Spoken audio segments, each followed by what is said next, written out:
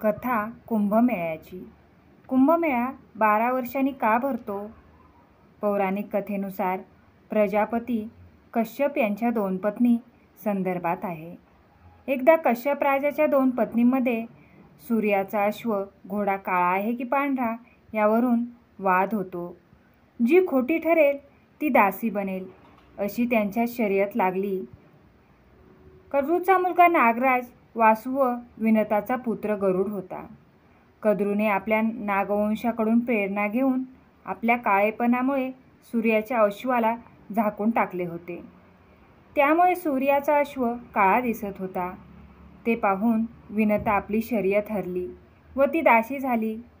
परंतु दासीच्या रूपात ती फार दुःखी होती. तेव्हा विनता आपला पुत्र गरुडाला म्हणाली, कद्रूने शर्यत ठेवली की नागलोकातून वासुकी रक्षित अमृतकुंभ आणून देईल, तेव्हाच ती दासवतून मुक्त होईल. विनताच्या पुत्राने स्वीकारलेले दायित्व यशस्वी केले. गरुड अमृतकुंभ घेऊन भूलोक मार्गे पिता कश्यप मुनी यांच्या उत्तराखंडामधील गंधमादन पर्वतावर स्थित आश्रमाकडे निघाला. दरम्यान वासुकीने तशी इंद्रदेवाला सूचना दिली. इंद्रदेवाने गरुडावर 4 वेळा आक्रमण केला.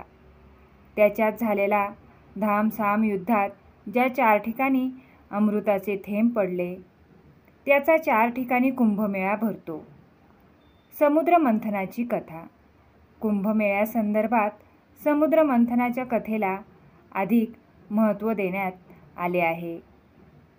समुद्र मंथनातून अमृत कलश बाहेर आला व तो राक्षसांनी पळविला होता. तेव्हा स्वतः विष्णू भगवान यांनी मोहिनीचे रूप धारण करून राक्षसाकडून कट रचून परत मिळवला होता. मोहिनीच्या नाचकामात अमृत कलशातील 4 थेंब भूलोकात पडले. ज्या 4 ठिकाणी ते अमृताचे थेंब पडले ते ठिकाण आज तीर्थक्षेत्र म्हणून प्रसिद्ध आहे. त्या 4 ठिकाणी कुंभमेळा भरत असतो. महर्षी दुर्वासांची कथा. या कथेत इंद्रदेव आणि दुर्वासा ऋषी यांचा प्रसंग आला आहे. दुर्वासा ऋषींनी दिलेल्या दिव्य पुष्पहारांचा इंद्रदेवांकडून अपमान झाला होता. तो अपमान ऋषींना सहन झाला नव्हता.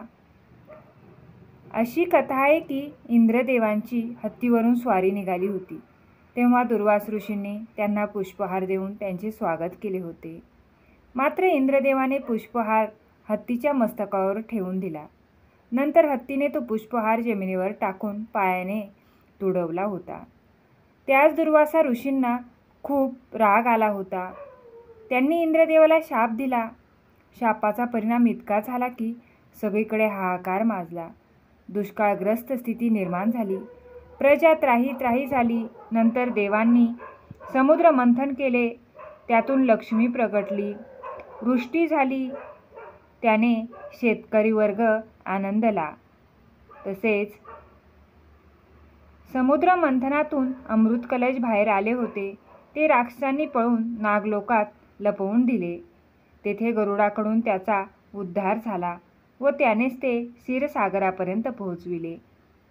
क्षीरसागरापर्यंत पोहोचविण्यात गरुडाने ज्या 4 ठिकाणी अमृतकुंभ ठेवले होते ते 4 स्थळ म्हणजे त्र्यंबकेश्वर, उज्जैन, प्रयाग, हरिद्वार हे होय. त्यामुळे हे 4 तीर्थक्षेत्रावर कुंभमेळा भरतो. तर कुंभमेळा दर 12 वर्षांनी का होतो? कुंभमेळ्याची तारीख घटनांवर आधारित असतात. गुरुग्रह आणि सूर्याची स्थिती यांचा कुंभमेळ्याशी मोठा संबंध आहे. जेव्हा गुरुग्रह कुंभ राशीमध्ये प्रवेश करतो आणि सूर्य मकर राशीमध्ये प्रवेश करतो तेव्हा कुंभमेळा आयोजित केला जातो. गुरुग्रहाला त्याच्या कक्षेत 12 वर्षाचा कालावधी लागतो.